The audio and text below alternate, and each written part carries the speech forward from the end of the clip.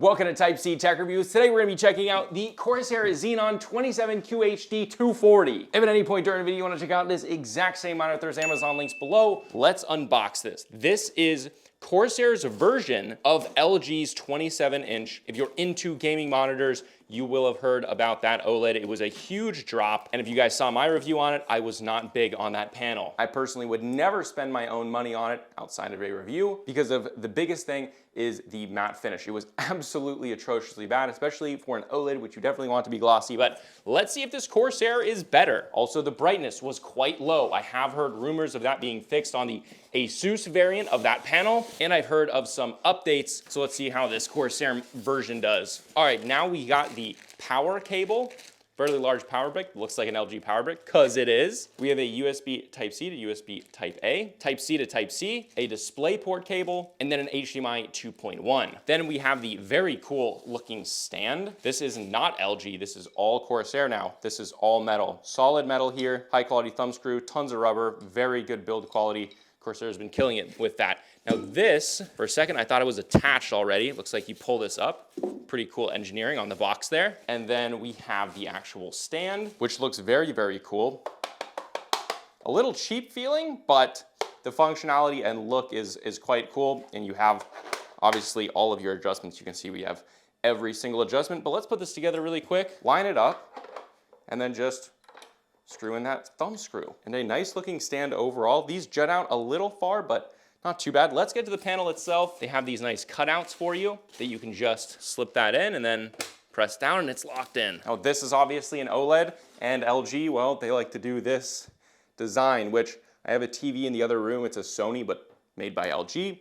Has the same kind of design. For a monitor, it works fine. For a TV, it makes it unbelievably difficult to move, and I hate it, but it looks cool for the monitor. Let's get this on the desk. All right, so like I said, there's gonna be tons of adjustability here. We have tilt, we have height, we even have swivel here. That's a good amount of swivel, actually. And then we even have rotation going 90 degrees. You wanna be careful not to hit the desk, because those are some very, very thin panel overall. But yeah, it feels good. The ports, I believe, are gonna be the exact same as the LG. We've got two HDMI 2.1s, a display port, a USB Type-C, your power in.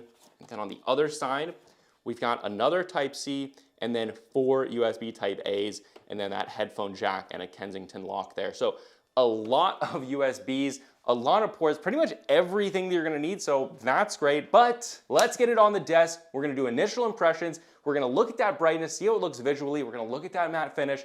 We're gonna get in game, and we're gonna do a ghosting test, but we all know how the ghosting test is gonna perform, but let's do it anyway. All right, guys, now with it on the desk, let's get it turned on. Slightly different controls, but basically the same. Still that joystick and a power button. All right, now that we're in, let's go to display settings, and then we'll go to NVIDIA control panel. It's at 60 Hertz. We'll set it to the full 240 Hertz. There we go, 240 Hertz. Very smooth. I'm gonna tell you guys right away. Now, I'm gonna tell you when I'm being impartial. I'm gonna tell you when I'm having my opinion with these reviews, because I do wanna do an objective review. My opinion here is, from looking at it, it seems like the matte coating is absolutely no different. If you're gonna be buying this because you have previously used TVs that are OLEDs and they look beautiful, this is just not going to be that without heavy modification, which means removing this matte finish. Now, I haven't actually seen anyone remove this matte finish, and I'm not going to attempt to do that myself. This monitor is too expensive, but keep in mind, this is not going to be beautiful like a lot of those OLED TVs that have glossy finishes. Glossy finishes allow the most amount of clarity. I mean, matte finishes kind of destroy the beauty of a panel. Okay, so basically what we're gonna see here is dirty screen effect. If you don't know what this looks like, you cannot see it on video, especially on white parts of the screen. If you drag your finger across your nose and right now wipe that across your phone, it's going to give you that dirty screen effect. That's exactly what this looks like. So I would never pay this amount of money. This is not Corsair's fault at all. This is an LG panel, and that's what LG chose to put on the coating, which was, I don't know why they did that. I have no idea. All right, so let's go into NVIDIA control panel. You can still see here, we still have the pixel clarity issues. There are ways to fix that. It's not as bad in Mac, and it's not as bad in Windows 11. So there's a bunch of different ways that you can overcome this, as well as getting things even on Windows 10 to combat that text clarity issue. But let's see if this can output 10 bits of color, and it does, as expected. But let's go through the menu system really, really quick. That's kind of cool. That comes up as soon as I put my hand down there. So there must be a sensor down here.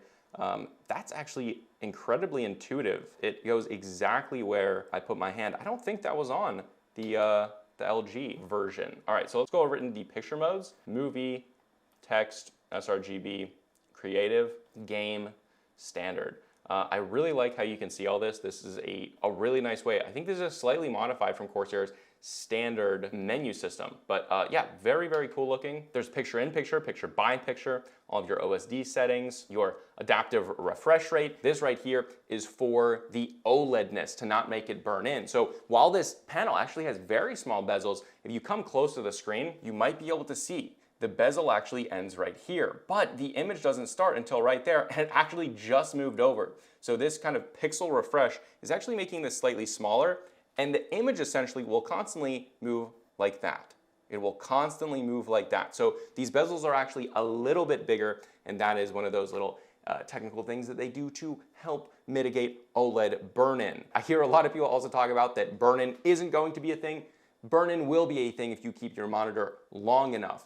Burn-in happens on OLEDs. We still have no way to overcome that. We have things to mitigate it like this, but still, you will get burn-in unless you are very diligent with how you use your monitor. But let's jump in game, see how this thing games. So far, it doesn't look too different from the other one. Looks like it might be slightly brighter, but without a test result, I'm not gonna tell you anything. All right, guys, jumping right in game with the Corsair OLED. Firstly, this seems to be quite a bit brighter than the previous LG. Now, I have heard the LG got updates that did make it brighter. It is still fairly dim. You will have that brightness in the highlights, but the overall screen brightness is fairly dim when compared to monitors in this price point. However, it is a lot better, and the brightness seems to be a lot better. Again, not test results, but I mean, still, even with motion, you're getting all the dirty screen effect all right here. It's very apparent, and it really detracts from the beauty of an OLED. Now, you will have that absolutely fantastic ghosting. So while you're going to get the performance of the OLED, you're definitely not going to get the beauty.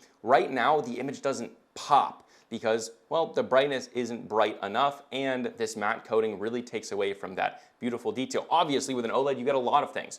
Zero ghosting, basically, as low as you're really going to get without more intensive practices. Now, the one thing is, the actual benefit of having an OLED and its ghosting is actually less than a lot of people think when compared to faster IPS panels, but we're not going to get into that. You obviously have the viewing angles here. You have a great color gamut. It's going to be fairly accurate from the factory. LG always does a great job factory calibrating their units, but for me, I personally would not buy this monitor or the LG or the Asus, which are all the same panel, just because of this matte finish.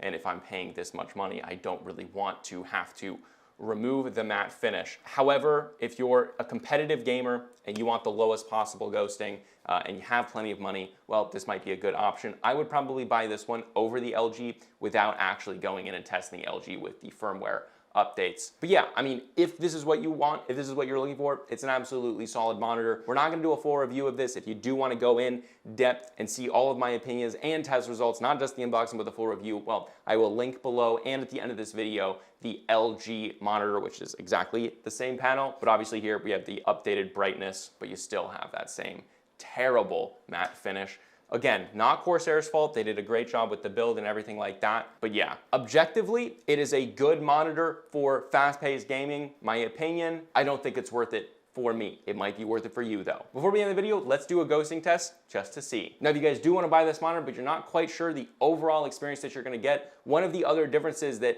I personally don't like is that these OLEDs constantly change brightness. It's kind of like adaptive brightness. When I have it on standard monitors, it absolutely bugs the heck out of me. This is something that you cannot turn off. You cannot change. Brighter screens, like white screens, will be dimmer than, well, you can see it's dark here. And this is actually fairly bright. These whites are popping right now, but if we go over to a browser, the whole screen dims a lot. So that is what you're going to get with these OLEDs. You're not going to be able to change that, at least from what I know. I've tried everything on the LG. You're not going to be able to change that. So that is something that personally, quality of life, a monitor that's not just going to be exclusively gaming, is not something that I want to deal with personally. That's not objective. That's completely my opinion. All right, guys, hopping in the ghosting test. Firstly, because this is more of a darker colored screen, it's very bright. this is probably the brightest screen that we've seen it on, just because, well, again, like I said, it's going to change that brightness a lot. Now, you can see, I'm gonna take the camera, ghosting is pretty much perfect. I mean, there is zero noticeable ghosting. We are gonna increase that speed, and even with increased speed, which would simulate faster whips, there's nothing there. It's pretty much exactly what we expected. That's a big pro of getting this, is the ghosting. However, the benefits of this over a fast IPS panel of similar price, minimal in-game, again, opinion. Is it worth it to you? Well, that's up to you to decide. But yeah, again, if you want to check it out, there's Amazon links below. I will also link the LG below and right here. But yeah, this was Type-C Tech Reviews, and I'll see you guys in the next video.